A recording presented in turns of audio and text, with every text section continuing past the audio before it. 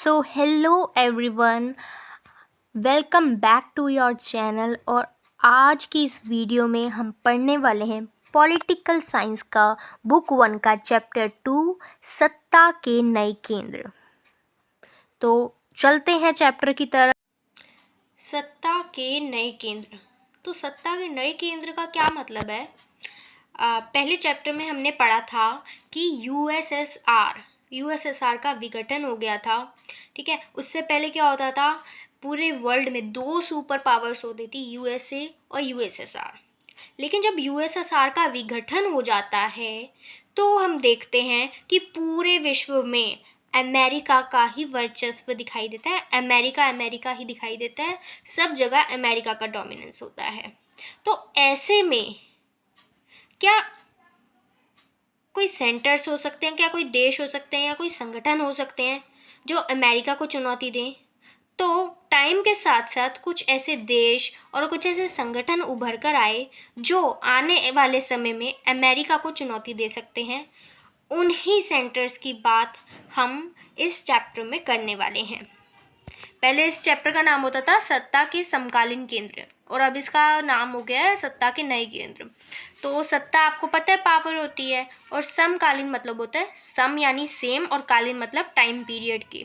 समकालीन यानी same time period के सत्ता के समकालीन केंद्र, कंटेम्परेरी सेंटर्स ऑफ पावर। आगे चलते हैं। तो कौन है वो यूएसए को चुनौती देने वाले देश या फिर संगठन? तो देश हैं आपका China, Japan, south Korea, Israel, Russia, India.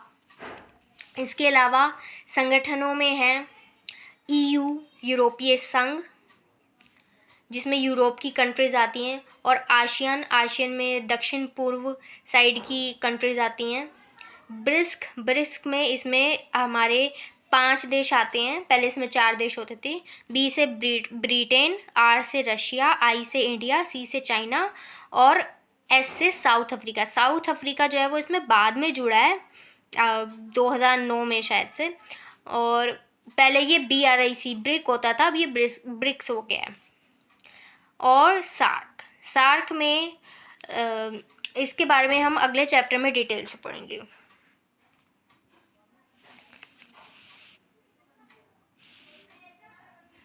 तो इस चैप्टर में हम क्या पढ़ने वाले हैं? चाइना, जापान और साउथ कोरिया के बारे में पढ़ेंगे, और संगठनों में हम यूरोपीय संघ और आशियन के बारे में पढ़ने वाले हैं। तो सबसे पहले हम EU से स्टार्ट करेंगे, यूरोपियन यूनियन से। तो दूसरे विश्व युद्ध के बाद यूरोप की अर्थव्यवस्था तहस नहस हो गई। अब हमें पता है 1939 से लेकर 1945 तक दूसरा विश्व युद्ध चलता है। ठीक है, और उसमें वर्ल्ड की बहुत बड़ी बड़ी पावर्स थी। तो ऐसे में क्या होता है, उसमें मोस्टली हम देखते हैं यूरोप के देश थे। तो यूरोप की जो अर्थव्यवस्था थी वो तहस नहस हो जाती है। तो ऐसे में क्या होता है, 1945 के बाद यूरोप के देशों में मेल मिलाप को शीत युद्ध से भी मदद मिली थी। आपको पता है कि शीत युद्ध चल रहा था। अमेरिका ने पश्चिमी यूरोप की अर्थव्यवस्था के पुनर्गठन के लिए ज़बरदस्त मदद की। इसे ही मार्शल योजना के नाम से जाना जाता है। ठीक है, अमेरिका ने नाटो के तहत एक सामूहिक सुरक्षा व्यवस्था को जन्म दिया। अब देखो, दूसरा विश्व युद्ध हो गया, यूरोप की अर्थव्यवस्था तहस नहस हो गई। तो पश्चिमी यूरोप को मदद करने कौन आता है इकोनॉमिकली? अमेरिका क्या करता है, वो पश्चिमी यूरोप में पहुंच जाता है और बोलता है मैं तुम्हें दूंगा पैसा और तुम अपनी अर्थव्यवस्था जो भी इकोनॉमी है वो सब सुधारो तुम। ठीक है, और जो पूर्वी यूरोप होता है उसमें रशिया पहुंच जाता है। ठीक है, और आपको पता है 1945 के बाद शीत युद्ध स्टार्ट हो जाता है। तो ऐसे में क्या, रशिया जो था वो पूर्वी यूरोप को हेल्प कर रहा था और जो अमेरिका था वो पश्चिमी यूरोप को हेल्प कर रहा था। तो ऐसे में इन्होंने क्या किया था, जो पश्चिमी यूरोप का था उसमें कई सारे देश नाटो, जो कि अमेरिका का सैन्य संगठन है, उसमें भी शामिल हो जाते हैं। ठीक है,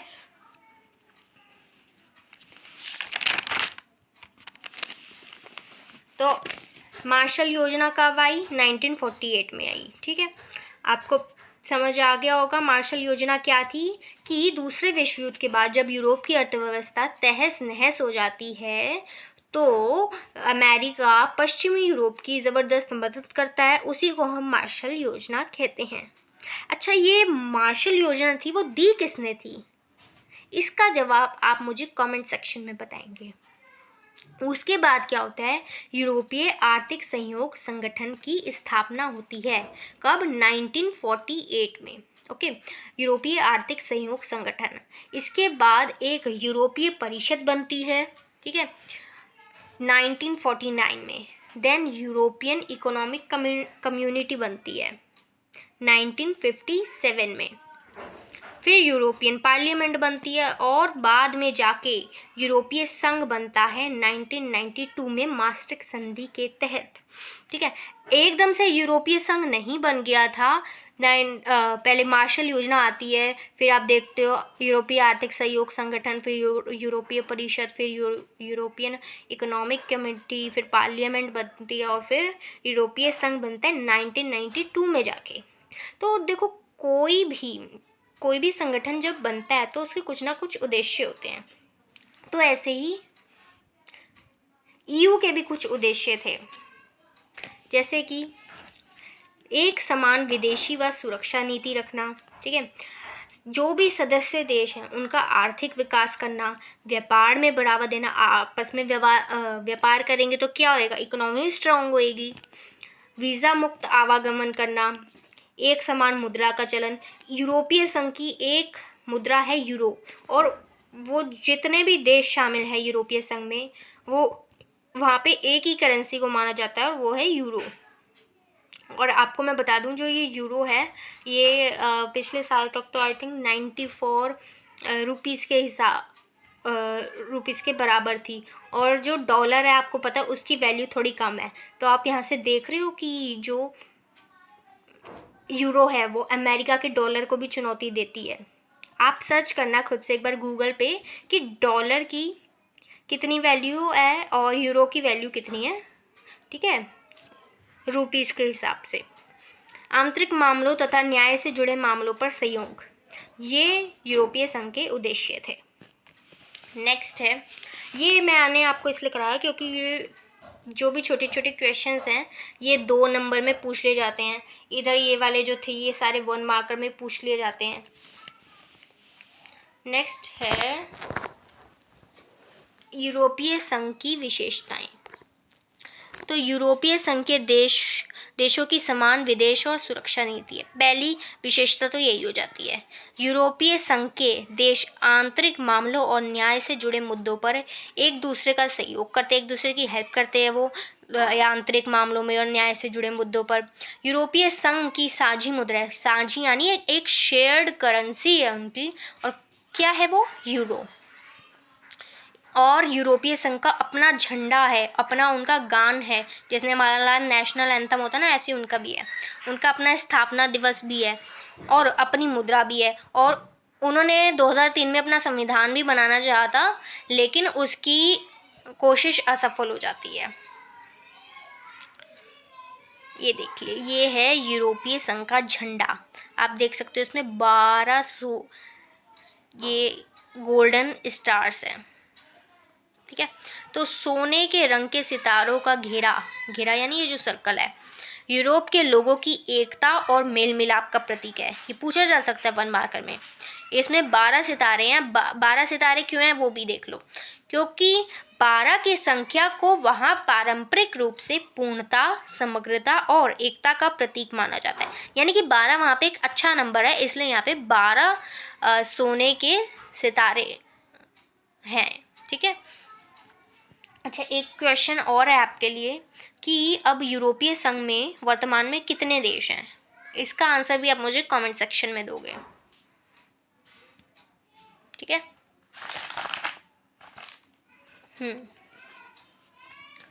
अब आता है यूरोपीय संघ के शक्तिशाली होने के कारण।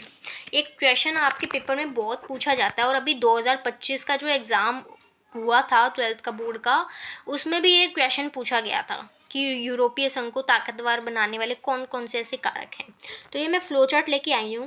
मैं आपको बता दूँ, आप कोई भी 6 मार्कर क्वेश्चन अटेंड कर रहे हो, सबसे पहले उसका एक फ्लो चार्ट ज़रूर बनाना है, और एक इंट्रो लाइन होनी चाहिए, फिर बॉडी होनी चाहिए, और एक कंक्लूजन ज़रूर देना होता है लास्ट में, जब भी आपको फुल मार्क्स मिल पाते हैं। आपने कंटेंट बहुत सारा लिख दिया और आपकी प्रेजेंटेशन अगर अच्छी नहीं है या उतनी अच्छी नहीं है, तो आपको फुल मार्क्स नहीं मिल पाते हैं। तो यूरोपीय संघ के शक्तिशाली होने के कारण क्या थे कि दुनिया की सबसे बड़ी अर्थव्यवस्था, दुनिया की दूसरी सबसे बड़ी अर्थव्यवस्था, पहले नंबर पे अमेरिका आता है और दूसरे नंबर पे यूरोपीय संघ आता है, और विश्व की दूसरी सबसे बड़ी सेना भी यूरोपीय संघ के पास है। और ये जो यूरोपीय संघ है वो अच्छा खासा व्यापार भी करता है, ठीक है, उसका मतलब बहुत ज़्यादा योगदान है व्यापार में। तो और वो एशिया अफ्रीका के साथ भी व्यापार करता है, इस वजह से यूरोपीय संघ का प्रभुत्व एशिया और अफ्रीका के देशों पर भी दिखाई देता है। और यूरोपीय संघ में एक देश है फ्रांस, और उसके पास न्यूक्लियर बॉम्ब्स हैं। अब आप मुझे गूगल पे क्या करोगे, आप गूगल पे सर्च करोगे और बताओगे कि कितने ऐसे देश हैं जिनके पास परमाणु बम है, और हो सके तो ये भी आप कमेंट कर देना कि कितने कितने परमाणु बम किस किस देश के पास हैं, ठीक है। हाँ, और ये जो फ्रांस है ये है सुरक्षा परिषद का स्थायी सदस्य। अब सुरक्षा परिषद आप सोचोगे ये तो बहुत नया वर्ड आ गया, ये क्या होता है। तो अब आप आने वाले चैप्टर में 4th चैप्टर में पढ़ोगे इसी बुक के यूनाइटेड नेशन के बारे में, ठीक है, संयुक्त राष्ट्र संघ के बारे में, यूएनओ के बारे में। अंतर्राष्ट्रीय संगठन चैप्टर है, इंटरनेशनल ऑर्गेनाइजेशन, उसमें आप डिटेल में पढ़ोगे यूएन क्या है, ठीक है। तो यूएन के काफ़ी सारे अंग होते हैं। तो उसमें से एक अंग होता है यूएन का सुरक्षा परिषद, जिसे यूएनएससी बोलते हैं। तो उसका परमानेंट मेंबर, उसमें 15 सदस्य होते हैं, एक होते हैं परमानेंट मेंबर और एक होते हैं नॉन परमानेंट मेंबर। तो 5 परमानेंट मेंबर हैं उसमें, और 10 उसमें नॉन परमानेंट मेंबर हैं। और ये जो नॉन परमानेंट मेंबर हैं ये हर 2 साल में बदलते रहते हैं।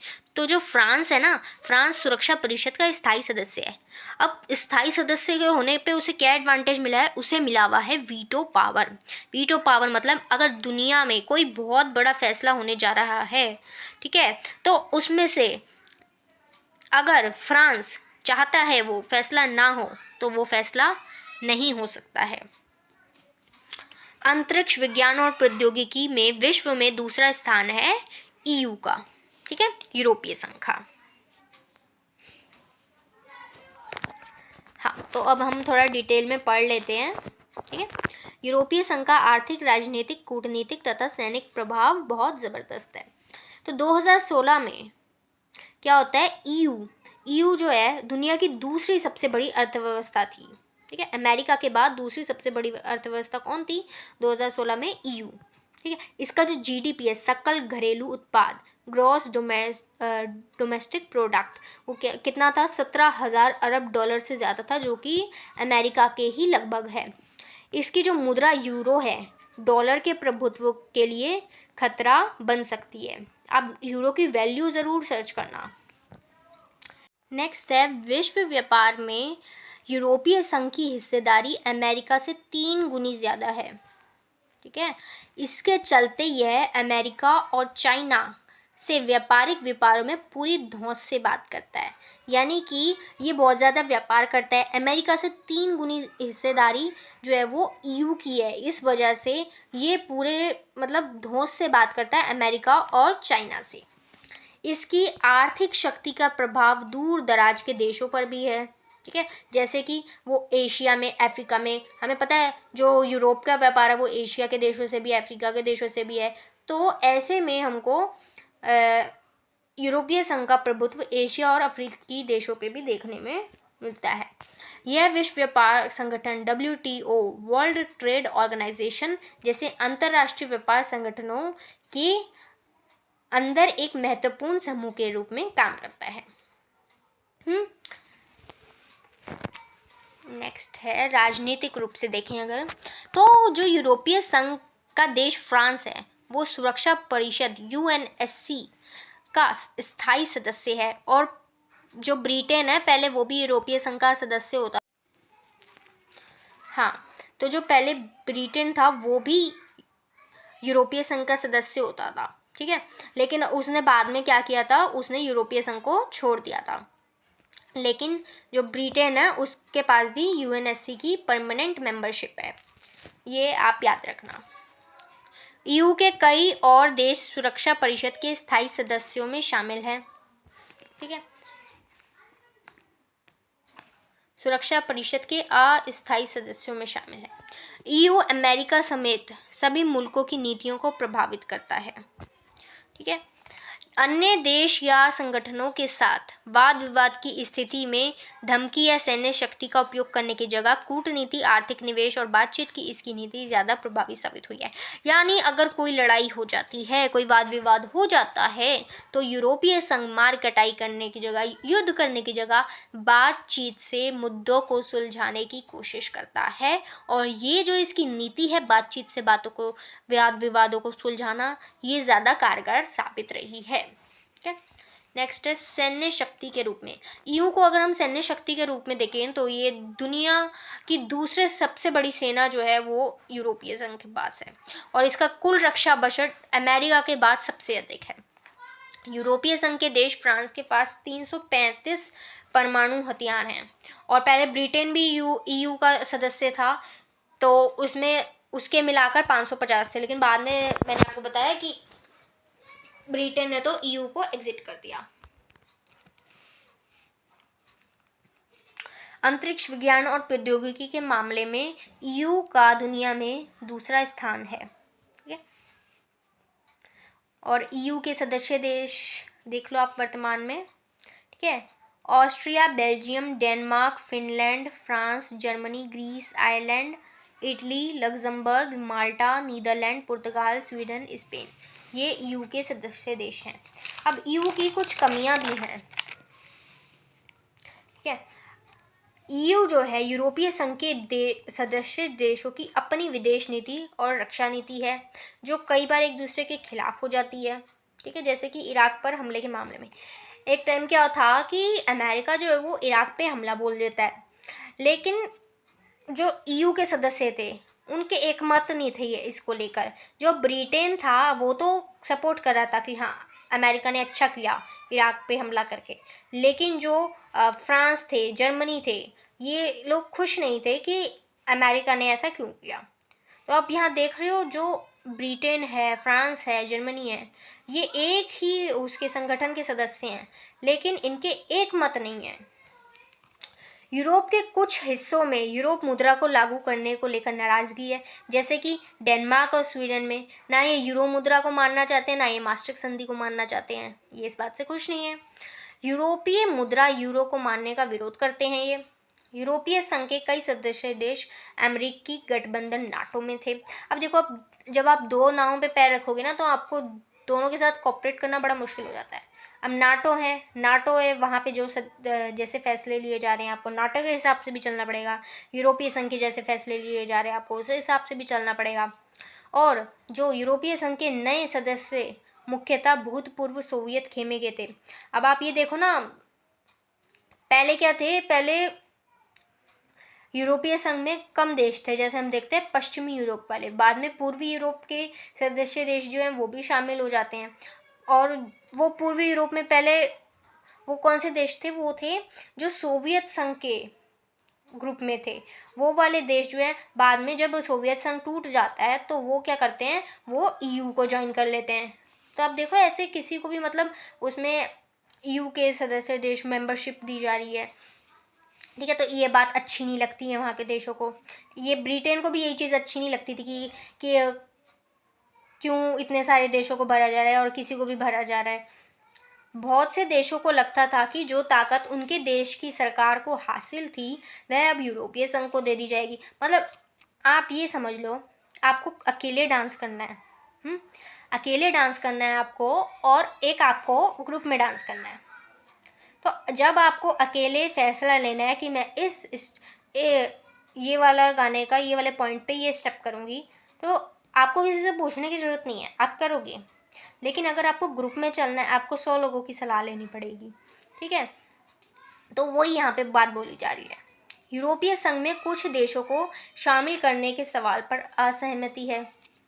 ब्रिटेन ने यूरोपीय संघ से जून 2016 में एक जनमत संग्रह कराया, यानी कि वहाँ ब्रिटेन की जनता से पूछा गया कि आप क्या चाहते हो, कि आप ईयू में रहना चाहते हो या नहीं रहना चाहते हो, ठीक है।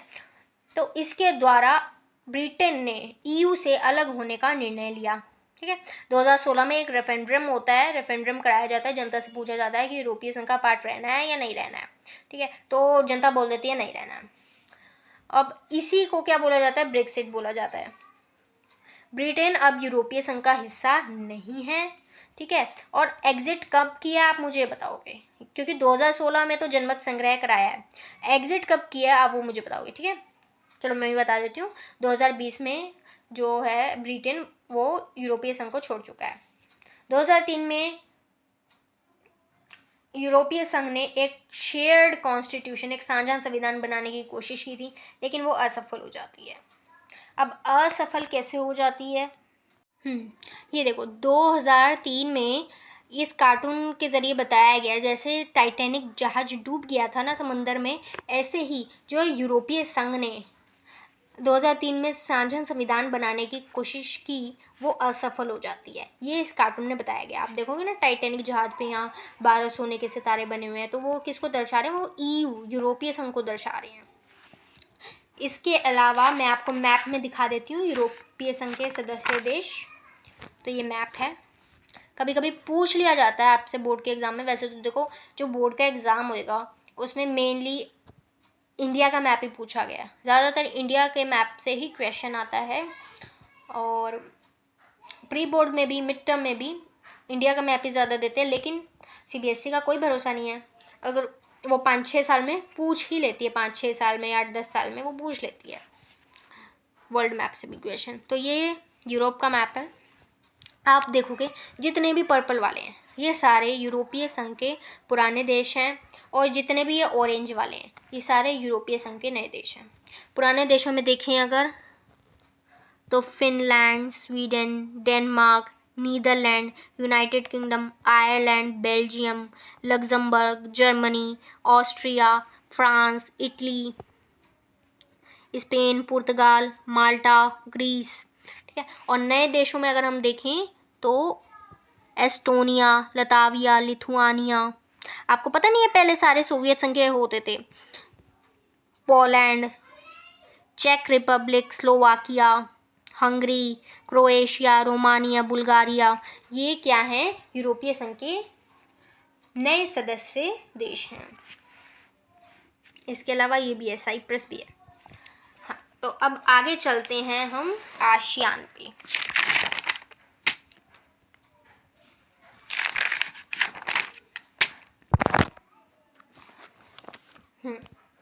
तो आसियान की फुल फॉर्म क्या है, association of south eastern Asian Nations, यानी दक्षिण पूर्व एशियाई राष्ट्रों का संगठन। तो दक्षिण पूर्व का मतलब क्या है, अगर आप वर्ल्ड को देखोगे तो उसमें जो दक्षिण पूर्व के इलाके में देश आते हैं वो हैं आसियान के सदस्य। ठीक है, आप ये वाला मैप देखो, ये चाइना है, ठीक है। चाइना के नीचे आप ये देखोगे यहाँ पे म्यांमार है, ठीक है, लाओस है, थाईलैंड है, वियतनाम है, कंबोडिया है, Brunei, Darussalam, Malaysia, Singapore, Indonesia, Philippines, ये सारे जो हैं ये सारे के सारे आसियान के सदस्य देश हैं। और ये वर्ल्ड मैप में कहाँ है, दक्षिण पूर्व वाली डायरेक्शन में, यानी कि साउथ ईस्टर्न वाली लोकेशन पे। आगे चलते हैं।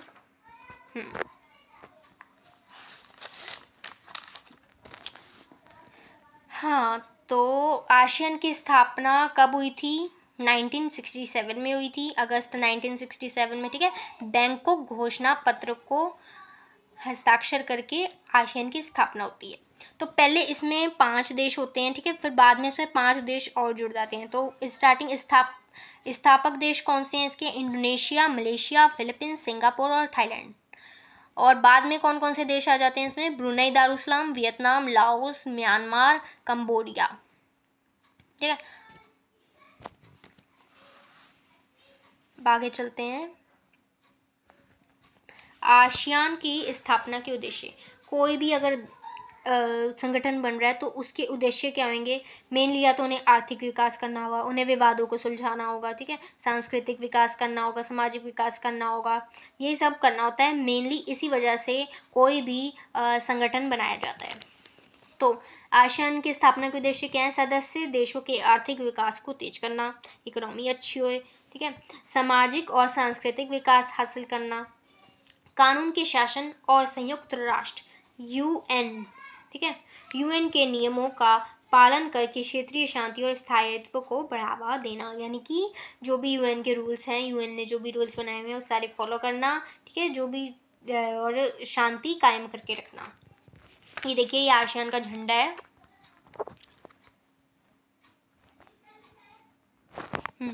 तो आसियान के प्रतीक चिन्ह में धान की 10 बालियां दिखाई गई है। ये देखो, ये 10 बालियां दिखाई गई हैं, ठीक है।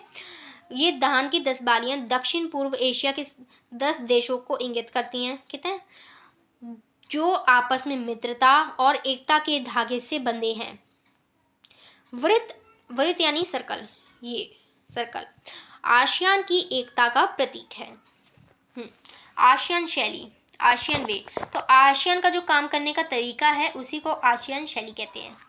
ये वर्ड्स आप बहुत अच्छे से याद कर लो, पूछा जाता है, ठीक है, 2 नंबर में आता है, नहीं तो कंबाइन करके 6 नंबर में पूछ लिया जाता है।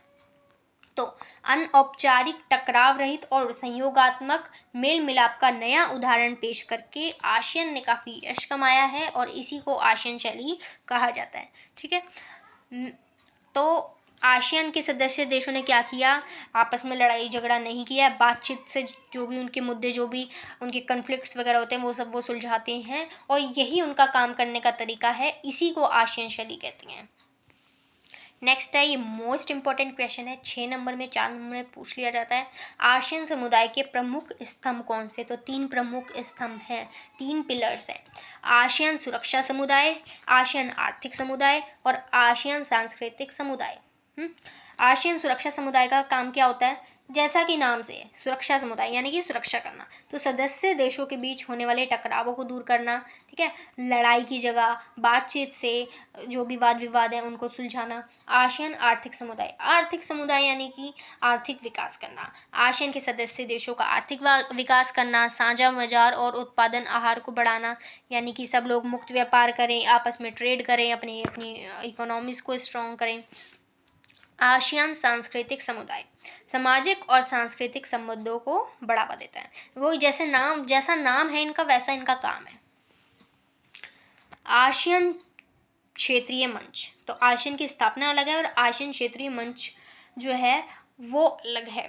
तो आसियान क्षेत्रीय मंच की स्थापना कब होती है? 1994 में होती है। इसका उद्देश्य क्या था? सदस्य देशों की सुरक्षा और विदेशी नीतियों में तालमेल बनाना, ठीक है। इसका उद्देश्य था कि सदस्य देश जो भी मेंबर्स हैं आसियान के, उनकी सुरक्षा, उनकी विदेशी नीतियों में तालमेल बना रहे, यही था आसियान क्षेत्रीय मंच, जिसकी स्थापना होती है 1994 में। अब आसियान का विजन 2020 क्या था? विजन मतलब होता है यानी कि आप इस टाइम पीरियड तक ये काम कर लोगे, ठीक है। तो आसियान विजन 2020 का जो दस्तावेज है उसमें अंतर्राष्ट्रीय समुदाय में आसियान की बहुआयामी भूमिका होगी, यानी कि जो आसियान है वो किसी एक फील्ड में नहीं दिखेगा, आपको सारी फील्ड में दिखेगा, ठीक है। वो राजनीतिक रूप से भी अच्छा करेगा, सैन्य रूप से भी अच्छा करेगा, आर्थिक रूप से भी अच्छा करेगा, वो अलग अलग फील्ड्स में काम करेगा। टकराव की जगह बातचीत को बढ़ावा देने की नीति से यह बात निकली है, ठीक है। आसियान ने कंबोडिया और पूर्वी तिमोर के संकट को संभाला है, ठीक है। एक टाइम क्या होता है जब कंबोडिया और पूर्वी तिमोर में कॉन्फ्लिक्ट्स होते हैं, ठीक है, तो क्या होता है जो आसियान है वो अपने इन सदस्य देशों में लड़ाई नहीं होने देता, बल्कि बातचीत से जो भी कंबोडिया का टकराव था, जो भी पूर्वी तिमोर का संकट था, इसको इन्होंने बातचीत के जरिए सॉल्व किया, ठीक है। तो चाइना एक ऐसा देश है जो अब बहुत तेज़ी से ग्रोथ कर रहा है और ऐसा माना जाता है कि 2040 तक चाइना जो है वो अमेरिका को भी पीछे छोड़ देगा। 1949 में चीनी क्रांति हुई थी माओ के नेतृत्व में, और तब चाइना में संरक्षणवाद की नीति को अपनाया गया था। संरक्षणवाद का मतलब होता है कि हम सब कुछ अपने देश में बनाएंगे, किसी और देश से हम व्यापार नहीं करेंगे, ठीक है, ये मतलब होता है इसका। और शुरुआत में चाइना की अर्थव्यवस्था सोवियत प्रणाली पर आधारित थी, यानी प्राइवेटाइजेशन जैसी कोई चीज़ नहीं थी, सोशलिज्म चलता था वहाँ पे, जैसे सोवियत संघ में चलता ना, तो वैसे ही चाइना में भी था पहले। और मैं आपको बता दूं, जो चाइना है वो पूर्व एशिया के विकास का इंजन माना जाता है। अब माओ के नेतृत्व में चीन का विकास हम पढ़ते हैं।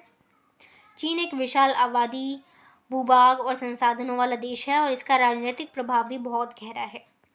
तो चाइना में क्या होता है, ये लोग पहले उस टाइम जब माओ का नेतृत्व था, ठीक है, जब चीनी क्रांति हुई थी उसके बाद ये लोग क्या करते थे, खेती करते थे, और खेती से जो पैसा कमाते थे उसको ये उद्योग धंधों में लगाते थे, ठीक है। अपने यहाँ देख, अभी ये व्यापार नहीं कर रहे हैं, अभी ये सब कुछ अपने यहाँ बना रहे हैं। तो ऐसे में क्या होने लग गया, ये व्यापार वगैरह कर नहीं रहे हैं, इनकी जनसंख्या जो बढ़ रही है, विदेशी मुद्रा की इनको कमी होती जा रही है, अर्थव्यवस्था भी अच्छी ग्रोथ कर रही थी, 5 से 6% की रेट से ये बढ़ रही थी, लेकिन प्रॉब्लम ये थी कि साथ में पॉपुलेशन भी बढ़ती जा रही थी, जिसके लिए इन्होंने जनसंख्या नियंत्रण कानून बनाया था। अब आप मुझे बताओगे कि चाइना में जनसंख्या नियंत्रण कानून कब बनाया गया था, ठीक है। तो इन्होंने जो संरक्षणवाद की नीति अपनाई चाइना ने, इनको क्या क्या प्रॉब्लम आने लगी, इनकी जो अर्थव्यवस्था थी वो बढ़ रही थी लेकिन पॉपुलेशन भी बढ़ रही थी, इसके चलते विदेशी मुद्रा की कमी होने लगी थी। तो फिर क्या हुआ, तो चाइना में फिर राजनीतिक नेतृत्व बदलते हैं, जब नेता बदलते हैं तो फिर क्या होता है, उसके बाद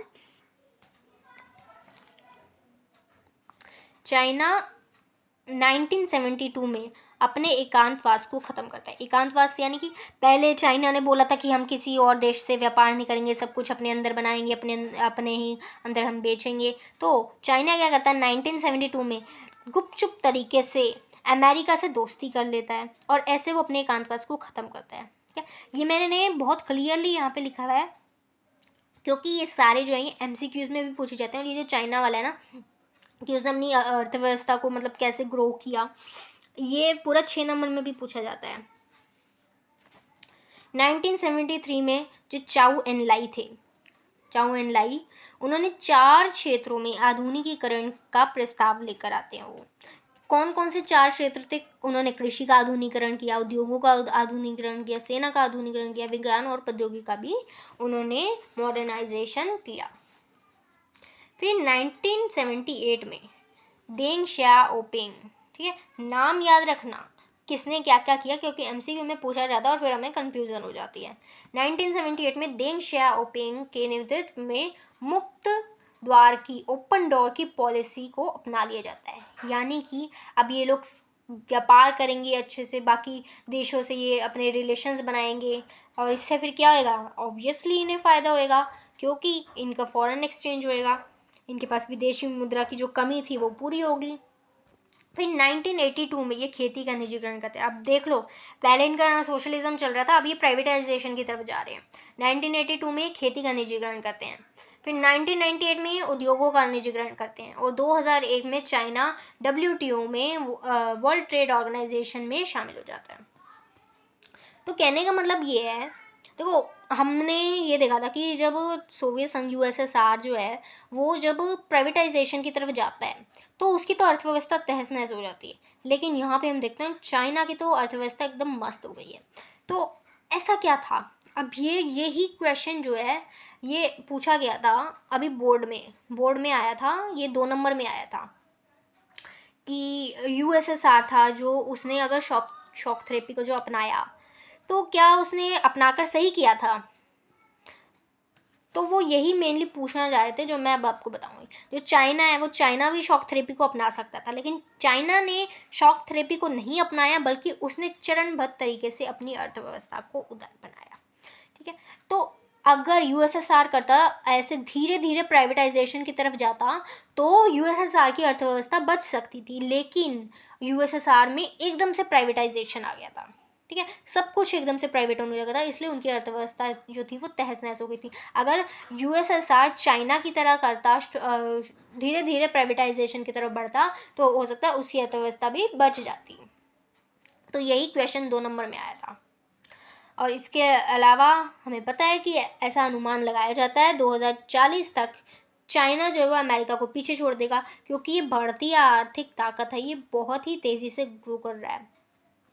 चाइना की आर्थिकी में तो नाटकीय सुधार हुए हैं, लेकिन वहाँ हर किसी को सुधारों का लाभ नहीं मिल पा रहा है। ये भी आ जाता है आपका, ये क्वेश्चन भी पूछ लिया जाता है कभी कभी।